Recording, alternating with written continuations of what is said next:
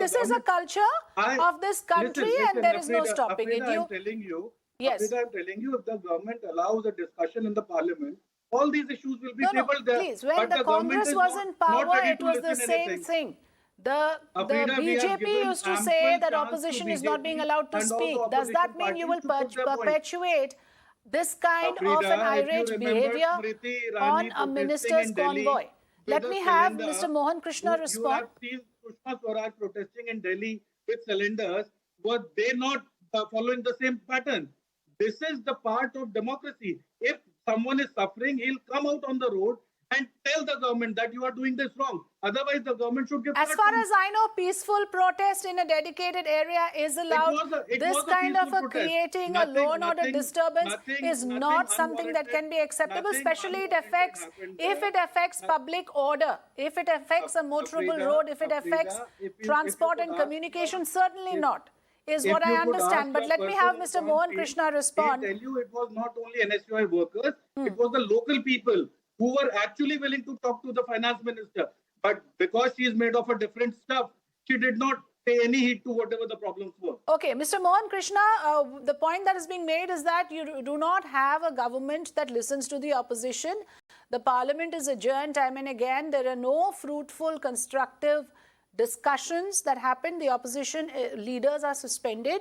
What is the option that people have? People are angry. They are bound to question the leaders that are in power. Mr. Krishna. Afrida, I heard Neeraj Mishra very patiently. This reminds me of a quote, Yatha Raja Tata Praja. Their boss, their vice president, Rahul Gandhi says, come what may come, we will protest. That is the slogan he has given to the Congress people. Congress today is nowhere in the country. They are vanishing. Their leaders are quitting day by day, and they have no place for vote in the minds of the voters or in the hearts of the voters.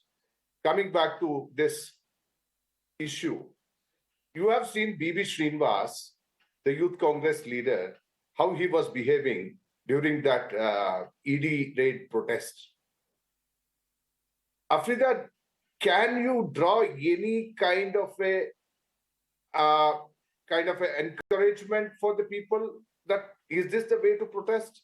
And coming back to the point in the parliament issue, in the parliament, the time was given for them to discuss about the price rise issue. Why they did not discuss well?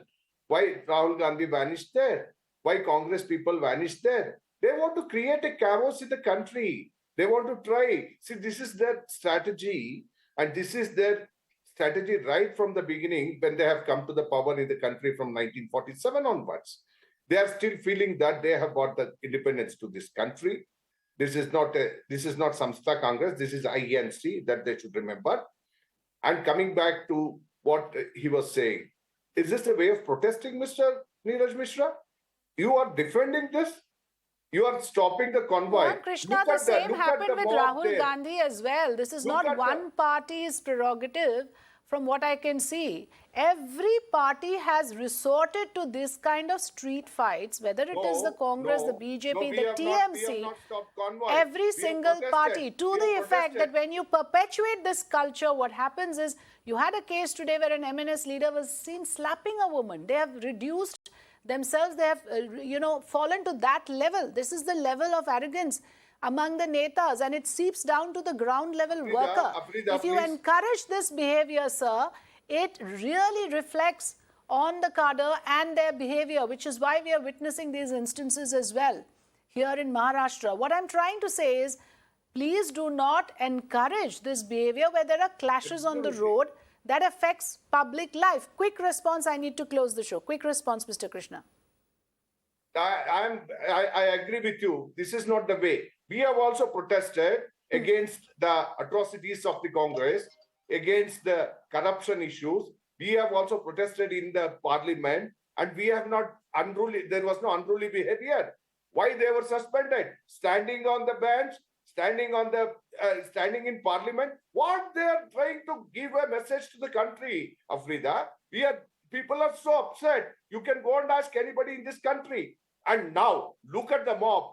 Look at the mob in Telangana. Nirmala Sitharaman, finance minister, she's working hard and she has given a good budget, so many budgets, and she's following up things in a very right manner.